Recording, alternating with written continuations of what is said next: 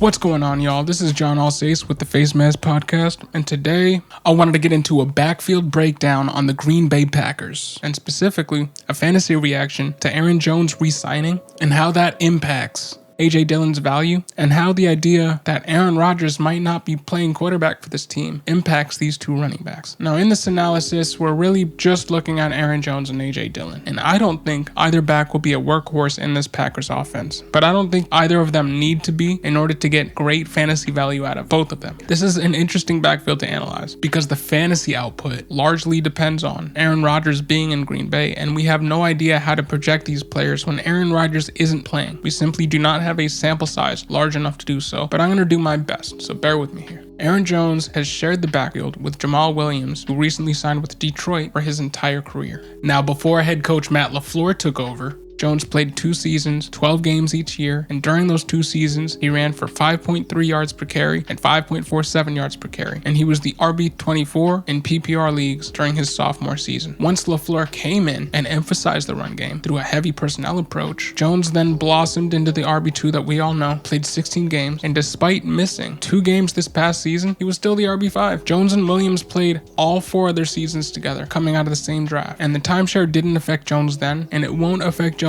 now, as Dillon was always meant to be more of a Williams replacement as a physical runner who can wear defenses down than a Jones replacement. In his RB2 season of 2019, Aaron Jones only topped 84% snaps in 2 games, and he never went over 25 carries in a single game. That's crazy efficiency. He only carried the ball over 20 times, 3 times that season, and his highest number of carries came in week 17. This allowed them to keep Jones fresh and allowed him not to break down, which only helped his fantasy value and his dynasty value. Dillon, on the other hand, is a little bit of a wild card. He missed several games this season due to COVID-19, but in his limited usage, he looked like a player who he was comped to coming into the league. He looked like Derrick Henry in week 16 when he saw the majority of running back snaps, albeit it was only 58%. He rumbled for 124 yards on 21 carries and scored twice. Jamal Williams' best season came in his rookie year as he totaled 6 touchdowns. He was the RB31. I think A.J. Dillon is a better running back than Jamal Williams. He might not be the same type of do-it-all pass catcher runner, but as a pure rusher, I don't think we've ever seen Jamal Williams do what A.J. Dillon did in that week 16 game. Again, he only played 58% of snaps. So again, like I said earlier on, neither back needs to be a workhorse in this Packers offense in order to get fantasy value. The only thing being, that was all with Aaron Rodgers at the helm. We might not have that anymore because Aaron Rodgers might not play for Green Bay anymore. Now, there's only one season in which Aaron Rodgers did not play a full 16 games in the past 4 seasons in which Aaron Jones was on the roster. That's the only real sample size we have for a non-Aaron Rodgers. In the one game where Aaron Jones saw more than 5 rushes, he saw 17, and he had a 7.71 yards per carry and 131 yards on an 80% snap share. Brett Hundley at quarterback. He was then relegated to a 25% snap share the rest of the season because he wasn't thought of as being their number 1 back. It was still Jamal Williams at that point in time, but you get my point. Aaron Jones can still produce without Aaron Rodgers. He might not have the scoring upside because this offense might not be in scoring position as much, but he's still going to be the yards per carry average maven that he's been throughout his whole career. 17 touches for 131 yards, 7.7 yards per carry. It's nothing to sneeze at. If both of these running backs